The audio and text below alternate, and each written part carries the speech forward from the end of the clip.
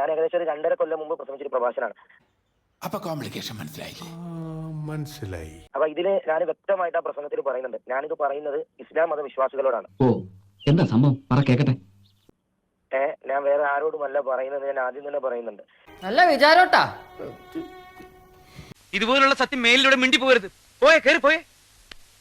പിന്നെ ഈ പ്രസംഗം പറഞ്ഞെന്ന് പറഞ്ഞാല്, ഞാൻ ഇപ്പൊ ഈ കഴിഞ്ഞ ദിവസം വേറെ ഒരു ചാനൽ ഇന്റർവ്യൂ എടുത്തപ്പോൾ ഞാൻ പറഞ്ഞു, കാര്യം പറയടോ.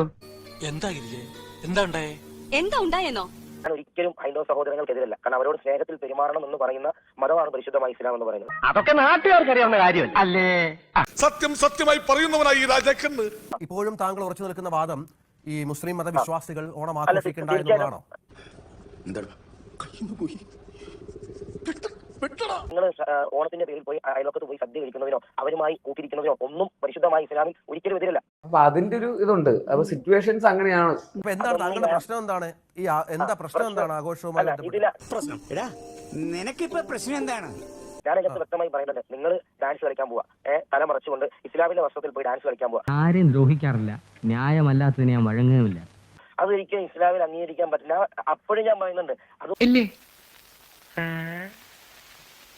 ബുദ്ധി ഇല്ലെങ്കിൽ എന്താ ചെയ്യാ? മുസ്ലിം വിശ്വാസികളോട് കേരളമെമ്പാടും താങ്കളുടെ ആഹ്വാനം തള്ളിക്കളഞ്ഞിരിക്കുകയാണെന്ന്. ഒത്തില്ല. എന്താണ് ഒത്തില്ല?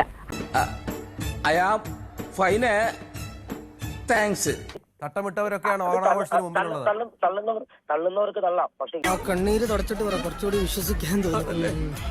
ഇസ്ലാമിന്റെ ആദർശമാണ് ഞാൻ പറഞ്ഞത്. ഞാൻ പറഞ്ഞ എന്താ പറഞ്ഞത്, നിങ്ങൾക്ക് സദ്യ കഴിക്കാം, കാലഘട്ടപ്പെട്ട ആദർശങ്ങളാണ് സാർ, അതൊക്കെ മാറ്റി ചിന്തിക്കണം. ചേട്ടാ അവമാനിക്കരുത്, ഞാൻ നല്ലൊരു കുടുംബത്തിൽ പറഞ്ഞവനാണ്. നീ നല്ല കുടുംബത്തിൽ പറഞ്ഞു, ഞാൻ പിന്നെ മറ്റേ കുടുംബത്തിൽ പറഞ്ഞാണല്ലോ. ജെൻസി തലമുറയോട് നിന്ന് പറഞ്ഞ കാര്യമില്ല. താങ്കളൊക്കെ ഔട്ട്ഡേറ്റ് ആയപ്പോ വളരെ പെട്ടെന്ന് എനിക്കിത് കിട്ടണം. ഇതൊക്കെ ഞാൻ പ്രതീക്ഷിച്ചതാ. ന്യായീകരിക്കാൻ അങ്ങനെ പറ്റില്ല.